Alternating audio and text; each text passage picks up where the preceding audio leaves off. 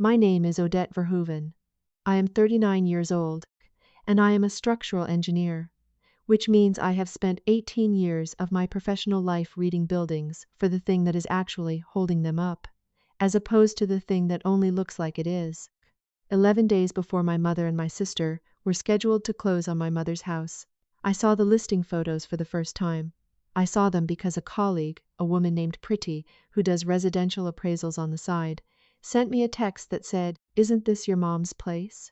Cute reno on the kitchen, tell her congrats on the sale." She had no idea what she was actually sending me. She had simply seen a listing come across the MLS feed and recognized an address she had visited for a barbecue 4 years earlier. I opened the link standing in a parking garage, and I looked at photographs of my own work. The kitchen island I had designed and paid a contractor $12,000 to install in 2019. The primary bathroom I had gutted and rebuilt. After the water damage in 2021, another $9,000, because my mother's insurance had lapsed without her noticing, and I had covered it rather than watch her lose the room entirely. The new roof, the furnace replacement, 8 years of property taxes that I had paid directly to the county, quietly, by check, because my mother's fixed income from my late father's pension had never quite stretched far enough, and I had simply never made it a conversation. I did not gasp. I did not call anyone. I stood in that parking garage and I did the thing I have done my entire professional life when I find something wrong in a structure. I got quiet and I started making a list of exactly what I would need to prove. I want to explain what that instinct actually looks like, because I think it matters to the rest of this story. In my field, when a client calls because a floor is sagging or a wall has a crack running through it, the worst thing you can do is react to the crack itself. The crack is a symptom. The actual work is tracing the load path backward, floor by floor, joist by joist, until you find the one point where something that was supposed to be carrying weight quietly stopped doing its job. Sometimes years before the crack ever became visible on the surface, standing in that parking garage, looking at photographs of my own kitchen island being marketed to strangers, I did exactly that. I did not think about the sale. I thought, where did this actually start? Not 11 days ago, further back. And I knew, the way you know a crack is structural rather than cosmetic, that the real problem was not the listing. The listing was simply the first visible symptom of something that had been quietly failing for years underneath it. I texted Pretty back a single line, "Thanks, appreciate the heads up," and I got in my car, and I drove home instead of to my afternoon site visit, and I called my office to reschedule, and I sat down at my own kitchen table with a legal pad, the same way I would open a case file for a client, and I wrote across the top of the first page, "What do I actually know, and what do I need to prove? Welcome back to Evelyn's quiet table, where ordinary people face impossible family moments and walk out with their dignity intact." If you have ever built something with your own money and watched someone else's name sit on the paperwork, pull up a chair. Drop a comment and tell me where you are watching from, and be sure to subscribe. I am going to tell you this story exactly the way it happened to me, 11 days counting backward to 0, because the order matters more than almost anything else in it. Dec equals ... day 11. Continued. What I was actually looking at I need to back up further than 11 days, because none of what I found on that phone screen makes sense without the 8 years underneath it. My father died when I was 31. He left my mother, Ilse, a modest life insurance payout and his pension, and a house in a neighborhood that had been solidly middle class for 30 years, and had, in the years since, become something closer to sought after, the kind of street where young families now paid inflated prices for the same square footage my parents bought in 1994 for a fraction of the cost. The mortgage was not large, but my mother's income, once my father's salary disappeared, was not large either. In the first year after he died, she missed 2 payments. I found out only because the bank sent a notice to this house that she mentioned, offhand over the phone, in the tone of someone describing a minor inconvenience rather than a serious threat to her home. I called the mortgage company myself. I set up automatic payments from an account I funded monthly, an amount I never once discussed with my sister Caitlin, because my mother asked me, specifically, not to mention it. She said, and I remember this precisely, "I do not want it to seem like you are the responsible one, and she is not. It is not fair to compare you two." I agreed, because at the time it seemed like a reasonable kindness. I understand now, with 8 years of hindsight, that what I actually agreed to was invisibility. I was the daughter who quietly kept the house standing, and my mother's insistence on keeping that quiet meant that in every family conversation, every holiday, every casual mention of the house, there was no accounting for what it actually took to keep it. The roof, in 2020, when a windstorm took most of the shingles off the north face. $19,000, because it required a full tear-off, not a patch. I paid it directly to the contractor in installments, and my mother told relatives, at a family barbecue that summer, that the insurance had come through nicely, which was not true, because the insurance had covered barely a third of it. The furnace, in 2022, when it finally failed in January, in a cold snap, with my mother alone in the house. I drove out at 6 a.m. with a space heater and called 3 HVAC companies before I found one who could install same day.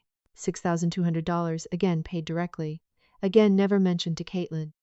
I want to be honest about why I never corrected the record myself, because I think it is the part of this story that is actually my own responsibility, and I am not going to pretend otherwise. I stayed quiet because being the quiet, reliable one was, in some way I did not examine closely enough at the time, its own kind of comfortable identity. I liked being needed. I did not enjoy the invisibility of it, but I tolerated it for 8 years because the alternative, making it a topic of conversation, felt like it would cost me something I was not ready to spend, which was the simple, uncomplicated image of myself as the good daughter who did not need credit. I want to give you one more piece of the 8 years, because I think it is the moment that, in hindsight, should have told me everything, and did not, because I was not yet looking for a pattern. It was Thanksgiving of 2023. We were at my mother's house, the same house, around the same table I had personally refinished after the water damage. My sister's husband, Derek, made an offhand comment about when the house eventually gets sold, framing it as an inevitability nobody had discussed with me at all. I remember feeling a small flicker of unease, the kind you feel when a floor gives slightly underfoot, in a way that is probably nothing. And I remember choosing not to ask a follow-up question, because it was a holiday, and because I had spent 8 years training myself not to make the house a topic that required discussion. I think about that Thanksgiving often now. Derek's comment was not a slip. It was a man speaking plainly about a plan he was already aware of, a plan that involved a house I did not yet know I had been quietly written out of, discussed openly enough at his own dinner table that it slipped out casually at mine. I am done being quiet about it now. That is, in the end, the entire subject of this story. Jatgelgild Diode Day 10. The refinance Datgeld.diode, the detail that changed everything. The one I want you to hold on to as we move forward through the countdown, happened 4 years before I ever saw those listing photos. And I only fully understood its significance on what I am calling Day 10, when I pulled the actual county records for the first time. In 2021, around the same time I was paying for the bathroom rebuild, my mother refinanced the mortgage to take advantage of historically low interest rates. I remember this happening. I remember her mentioning it, briefly, as a piece of good financial news, a lower rate meaning a lower monthly payment, which mattered to both of us given who was actually covering that payment by then. What I did not know, what nobody told me at the time, and what I only discovered 8 years later reading the actual recorded deed, was that the refinance had restructured the ownership of the property itself. Here is what had happened, in plain terms. The original deed, from 1994, listed both my parents. After my father died, the house passed to my mother alone through a standard survivorship transfer, which was correct and expected. But the 2021 refinance, handled by a loan officer at a small local bank who was, I later learned, a longtime family friend of my sister's husband, included a deed modification that added my sister Caitlin as a joint owner with right of survivorship, not me, Caitlin. I found the recorded document at the county recorder's office, on Day 10, sitting in a small municipal building with fluorescent lighting, my hands genuinely unsteady for the first time since I had seen the listing photos, reading a legal instrument that had quietly transferred half ownership of a house I had spent 8 years and $46,000 maintaining, to a sister who had, as far as I could determine, contributed nothing to its upkeep during that same period. I called the loan officer's branch, using my professional credentials as an engineer who occasionally handles property assessments for structural claims, and asked carefully whether it was standard practice to add a joint owner during a simple rate refinance. The woman I spoke with, a different employee than the one who had handled the original transaction, said, somewhat carefully herself, "It is not typical, no. Usually that would be a separate deed transfer requested specifically by the homeowner, not part of a standard refinance package, requested specifically by my mother, to add Caitlin, without ever once mentioning it to me in 4 years, across countless conversations about the house I was quietly keeping alive. I want to walk you through day 10 itself in more detail, because the recorder's office is not a dramatic place, and I think the ordinariness of where I learned this is part of what made it land so hard. It is a municipal building with brown carpet tiles and a numbering system for the public terminals.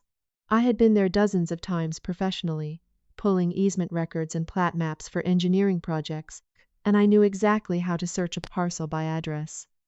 I sat down at Terminal 3, typed in the address I have known my entire life, and pulled every recorded instrument attached to that parcel going back to 1994.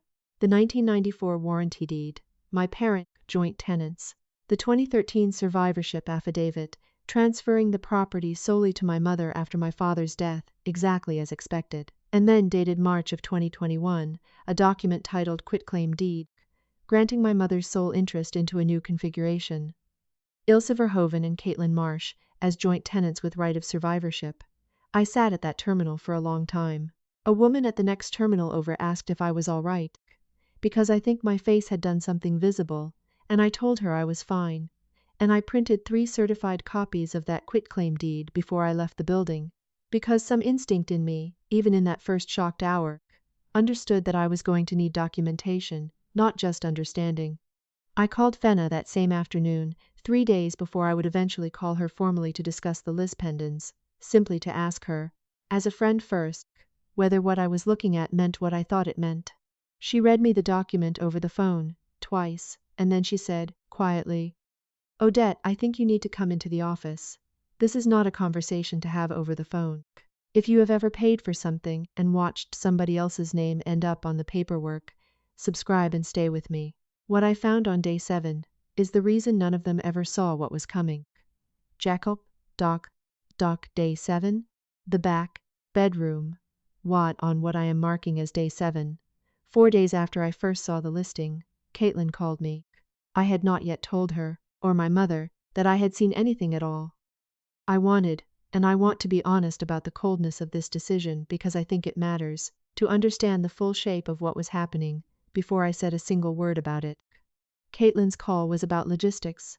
She said, breezily, the way you would mention something entirely unremarkable, "Hey, so once the house closes, we are going to need you to clear out whatever is still in the back bedroom by the end of the month. The new owners want to do a walkthrough before the actual move, and Mom mentioned there is still some of your old stuff in there." I asked, keeping my voice as level as I have ever kept it in my life, what the closing timeline looked like. 11 days from Tuesday, she said, which meant at the point of that call, 7 days remained. We got a great offer, way over asking. The market here is honestly wild right now. Mom is going to split it with me, obviously, since I am on the deed. And honestly, it could not have come at a better time. Derek's business needs the capital. Derek is Caitlin's husband. I had not previously known his business needed capital. I had also, until that exact sentence, not fully understood that the plan was never simply to sell the house. The plan was to sell it, split the proceeds between my mother and my sister, and use Caitlin's half to fund her husband's business, all facilitated by a deed modification that had quietly written me out of any claim to a house I had spent 8 years keeping structurally, financially, and literally standing. I said, "Got it. I will figure out the back bedroom," and I hung up, and I sat in my car for 11 minutes before I could drive anywhere. I want to tell you what I did with those 11 minutes, because I think it is the emotional center of this entire story. I did not cry, not yet. I felt something stranger and colder, which was the specific vertigo of realizing that a family you have spent your whole life understanding as one particular shape has actually, quietly, been a different shape the entire time, and you are only now getting the blueprint. I called my attorney that afternoon. Her name is Fenna Okonjo, and she has handled contract disputes for my engineering firm for years, though nothing remotely like this. I told her everything. The 8 years of payments, the refinance, the deed modification, the 7 days remaining until closing. She asked me one question that reframed the entire next week for me. She said, "Do you want to stop the sale or do you want to be made whole?" I said I wanted both, if both were possible. She said, "They might not both be possible in the time we have. But there is a tool that can buy us the time to find out. I want to give you the rest of that first meeting with Fenna, because I think the strategy itself deserves to be understood clearly, not just the outcome." She laid out 3 options. The first was to call my mother immediately, explain what I had found, and ask her to voluntarily delay the closing while we sorted out the ownership question as a family. Fenna was honest that this option, while the least adversarial, carried real risk, because it required trusting that my mother and sister, having already arranged to split proceeds that funded Derek's business need, would willingly pause a transaction that was, from their perspective, already agreed upon and moving forward correctly. The second option was to seek an emergency court order, a temporary restraining order against the sale, filed with a judge on an expedited basis given the 7 days remaining.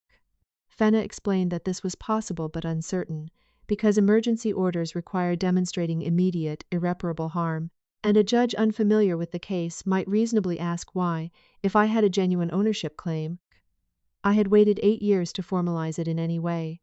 The third option was the lis pendens, paired with the underlying equitable claim. She explained that this option had a specific advantage the other 2 lacked. It did not require anyone's permission, immediate court appearance, or cooperation from my mother or sister at all. It simply required documentation, which I had, and a licensed attorney to file it correctly, which she was. I asked her what the actual mechanics were, because I wanted to understand precisely what I would be doing, not just trust her explanation blindly. She said, "A lis pendens is Latin for a pending suit. It is literally a public notice that says, to anyone who searches this property's title, that there is an active legal claim regarding its ownership. Title insurance companies exist specifically to protect buyers and lenders from exactly this kind of undisclosed claim. The moment a title search reveals a recorded lis pendens, no reputable title company will issue clean insurance, and no lender will fund a loan without it. It does not require a judge to order anyone to stop anything. It simply makes stopping the only rational choice available to everyone downstream of the seller." I asked how quickly it could be filed. She said, "Today, if you are ready to sign the underlying petition." I was ready. Jackildol Dux. Day 3. Dactyl died Fenna explained the tool on day 5, and we filed it on what I am marking as day 3. 3 days before the scheduled closing. It is called a lis pendens. In plain language, it is a formal notice recorded at the county recorder's office announcing that there is a pending legal claim affecting the ownership of a specific piece of property. It does not by itself stop a sale. It does not freeze a bank account or block a signature. What it does, and this is the part almost nobody outside real estate law fully understands, is cloud the title. Fenna explained it to me the way I would explain a compromised load path to a client. She said, "A title company cannot issue clean title insurance on a property with an active lis pendens recorded against it. And a lender, any lender, will not fund a mortgage for a buyer purchasing a property they cannot get insured title on. The sale does not collapse because a judge orders it to stop. It collapses because the buyer's own bank, protecting its own money, walks away." We filed the underlying claim alongside it, a formal petition asserting an equitable interest in the property, based on the 8 years of documented financial contribution I had made toward its maintenance and preservation, contributions made, critically, without my knowledge that my ownership stake had been quietly diminished by a deed change I had never consented to or been informed of. I had the receipts. That is the part I want to underline, because it is the part that made this possible at all. 8 years of cancelled checks, all with the mortgage loan number written in the memo line, a habit I had picked up simply because it helped me track payments for my own records, never imagining it would one day function as an unbroken paper trail tying every dollar directly to that specific loan. Contractor invoices for the roof, the furnace, the bathroom, the kitchen, all in my name, all paid from my accounts. 8 years of property tax receipts from the county, paid by check, with my signature on every one. If you have ever paid quietly for years and watched the paperwork be rewritten without you, subscribe and stay with me. Because what happened in the 3 days between filing and closing is the part that surprised even my own attorney. The filing went through on a Tuesday afternoon. Fenna told me, plainly, that neither my mother nor my sister would necessarily know it had happened immediately, because a lis pendens does not require notifying the current owners before it is recorded, only after, through standard mail notice that can take several business days to arrive. I want to describe those 3 days, because they were, strangely, some of the calmest days I had experienced since seeing the listing photos. There is a particular stillness that comes from having already done the only thing you can do, and simply waiting for a mechanical procedural process to run its course. I went to work. I sat in a meeting about a parking structure's rebar corrosion. I made dinner. I did not check my phone obsessively, because Fenna had told me correctly that nothing would likely happen until the title company ran its standard pre-closing search, which typically occurs 2 to 3 business days before the scheduled signing. On what I am marking as day 1, Fenna called me with an update. The title company handling the transaction, a firm neither my mother nor sister had chosen for any particular reason, beyond it being the one the listing agent routinely used, had run its title search that morning and flagged the recorded lis pendens automatically, the way any competent title company would. Fenna had received a courtesy call from the title officer, a professional formality between attorneys, informing her that the search had surfaced her filing and asking whether she wanted to provide any additional context before the closing proceeded. She told them, simply, that there was an active, documented ownership dispute regarding the property, supported by 8 years of financial records, and that her office would be prepared to discuss resolution once the immediate transaction was addressed. She did not need to say anything more than that. The title company's obligation was not to adjudicate who was right. It was simply to protect the buyer and the lender from ensuring a transaction with an unresolved cloud on it. That is the entire elegance of the mechanism, and it is why I never had to raise my voice, appear at a hearing, or confront anyone directly before the sale itself collapsed under its own procedural weight. I did not tell them either. I want to be honest about that choice, because I have thought about it a great deal since. I could have called my mother that same afternoon. I chose not to, and the reason was not cruelty. It was that I had spent 8 years having every one of my contributions minimized, mentioned briefly, and then folded quietly into a story about insurance payouts and lucky markets, and I was not going to hand this one over to be managed and softened before it had a chance to simply exist as a fact on the public record. Decuple. Day 0. The closing table decuple. I did not attend the closing. I want to say that plainly, because I think people expect a dramatic scene, a woman bursting through a door with a folder, and that is not what happened, and I think what actually happened is more satisfying precisely because I never had to raise my voice at all. The closing was scheduled for 10 in the morning on the day I am marking as day 0. I spent that morning at my own kitchen table, working deliberately on an unrelated engineering report. Because Fenna had told me the title search would surface the lis pendens well before the actual signing, and there was nothing productive I could do by waiting anxiously, my phone rang at 10:40. It was Caitlin. Her voice had a texture I had never heard from her before, somewhere between confusion and panic. She said, "Odette, something is wrong. The closing just fell apart. The title company found some kind of legal notice on the property, and the buyer's lender pulled the loan approval on the spot. Do you know anything about this?" I let the silence sit for a moment, not out of cruelty, but because I genuinely needed a moment to decide how to say the next part. I said, "Yes, I filed it." She said, "You filed it? Filed what? What did you do?" I want to slow down on this exact moment because it is the pivot point of the entire story, and I have replayed it many times since. I explained the lis pendens to her the same way Fenna had explained it to me, plainly, without embellishment. I told her it was a public notice of an ownership dispute, filed against the property, that had nothing to do with a judge ordering anyone to do anything, and everything to do with a title company's obligation to protect a lender from ensuring a sale with an unresolved claim attached to it. She said, "So you did this on purpose. You knew this would happen." I said, "I knew it would likely make it difficult, if not impossible, for the closing to proceed as scheduled." "Yes. Why didn't you just call us? Why didn't you just say something 11 days ago?" I let that question sit for a moment before I answered it, because I wanted my answer to be honest rather than reflexive. I said, "Caitlin, I have spent 8 years saying something, in every quiet way available to me. I paid the mortgage when Mom missed payments. I paid for the roof. I paid for the furnace. I paid for the bathroom after the insurance lapsed. Every single time, Mom asked me specifically not to make it a topic of conversation, because she did not want it to look like a comparison between us.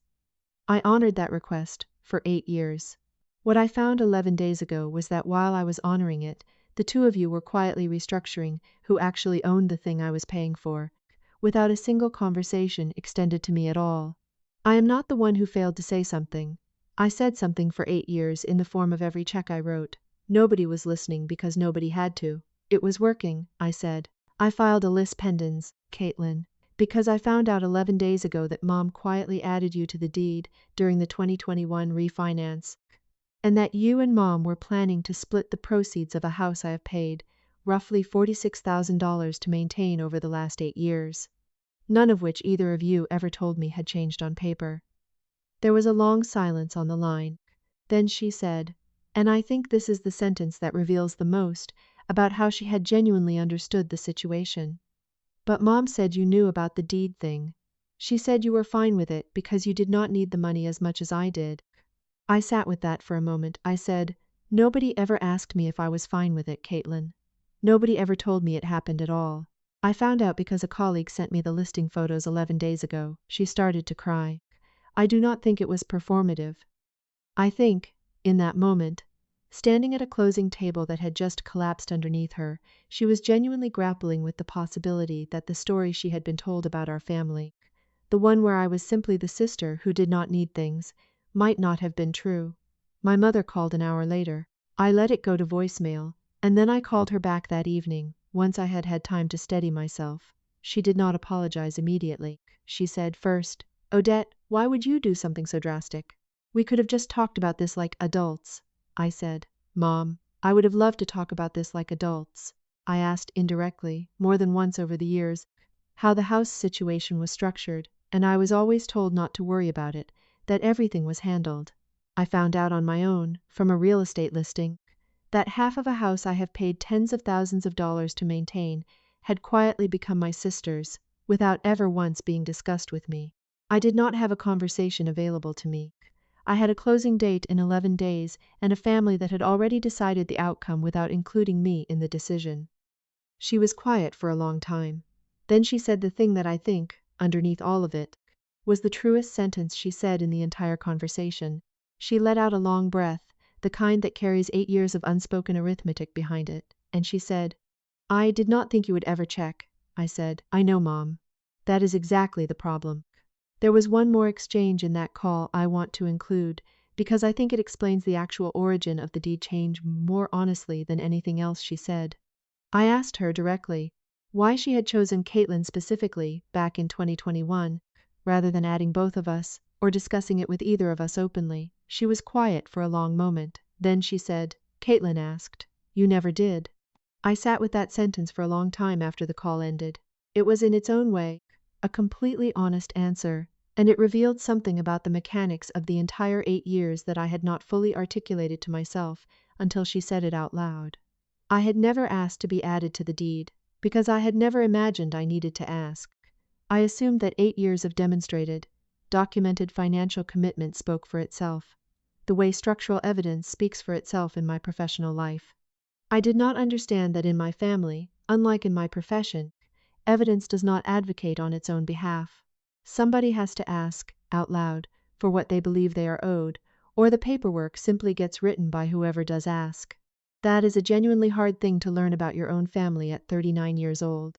I do not think it excuses what happened.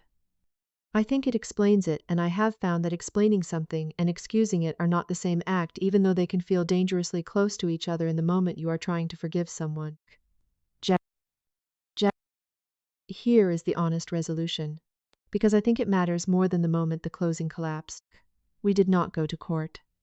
Fenna negotiated over the following 6 weeks, a settlement that reflected the actual reality of who had paid for what. And I want to describe those 6 weeks honestly, because a settlement negotiation is not a single dramatic scene. It is a slow, sometimes tedious accumulation of documents and phone calls between attorneys, punctuated by the occasional difficult family conversation. The first 2 weeks were mostly Fenna and my mother's attorney, a man named Rutger Slade, exchanging documentation.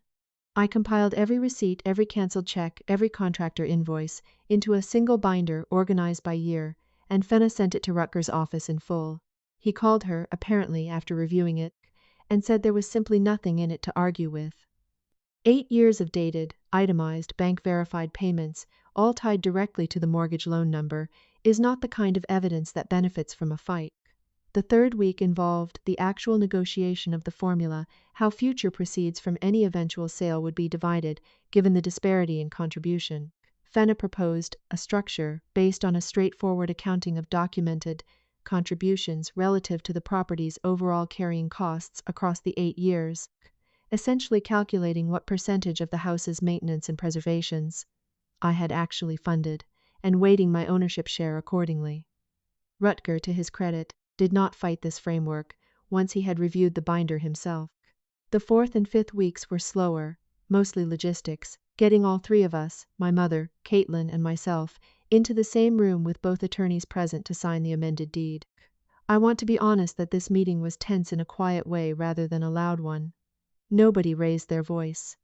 Caitlin signed her portion of the paperwork without meeting my eyes and for most of the meeting, and my mother, at the end, reached over and took my hand for a moment, before letting it go, without saying anything, which was, I think, the closest she was capable of coming to an apology in that particular room. My mother's attorney, once shown the 8 years of documentation, did not contest the underlying facts, because there was nothing to contest. The deed was amended a second time, this time transparently, with all three of us present at the signing.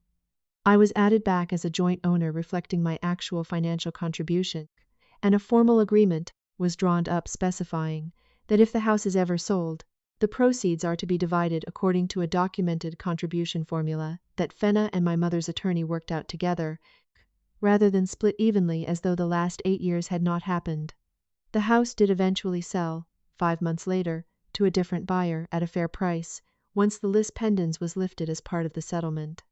My mother moved into a smaller condo, comfortably using her rightful share.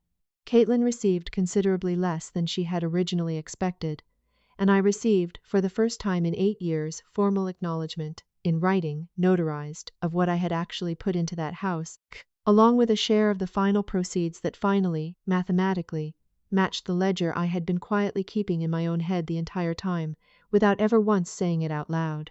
Derek's business situation, as far as I know, remains Derek's business situation, and I have made peace with the fact that it is not mine to solve, the same way I have made peace with the fact that it was never fair for it to have been quietly resting on my kitchen island and my roof to begin with. My relationship with my mother is still finding its shape. We talk most weeks now, and there is a carefulness to it that was not there before on both sides. She asked me, a few months after the settlement, to look at the condo's small deck before she signed off on it, an odd small request that I understood. Once I thought about it, as her own quiet way of finally asking to be helped in the open, rather than helped in a way that could be quietly folded into a story about lucky insurance payouts. I think she genuinely did not understand, for a long time, what her insistence on keeping my contributions quiet had actually cost me, and I think some part of her believed that protecting Caitlin from feeling less capable was worth more than protecting me from feeling invisible. I do not think that calculation was ever malicious. I think it was simply easier, for years, than having a harder conversation, and I understand that impulse even as I refuse to keep absorbing its cost. Caitlin and I are still working on it. She called me, about 2 months after the settlement, and said something I did not expect. She said, "I think I let myself believe the story where you did not need anything, because it was easier than admitting I had not done my share and did not want to." I do not think that admission fixes 8 years. I think it is, at least, an honest starting point, which is more than either of us had before day 11. She told me something else on that call that I have thought about often. She said that Derek's business had, in the end, secured financing through a small business loan instead, once the house sale fell through, and that it had actually been the more sensible route all along, one their own financial advisor had recommended before the house plan ever came up. She said quietly, "I think we picked the house because it felt like it was already sitting there half solved, easier than doing the actual work of qualifying for a loan on our own merits." I did not have much to say to that except that I understood it, in the way you understand a structural shortcut that someone took because the proper fix was more expensive and less convenient in the moment, even though it was always going to be the sounder choice in the end. I want to leave you with the thing I actually learned from all of this, because I think it is more useful than the mechanics of a list pendants, even though I genuinely hope that specific mechanism helps someone watching this who finds themselves 11 days out from a closing they never should have had to discover through a colleague's text message. If you are the one quietly keeping something standing, financially, structurally, emotionally, and you have agreed, even out of kindness, to keep that contribution invisible, I want you to reconsider that agreement. Invisibility does not protect the people you love from feeling compared to you.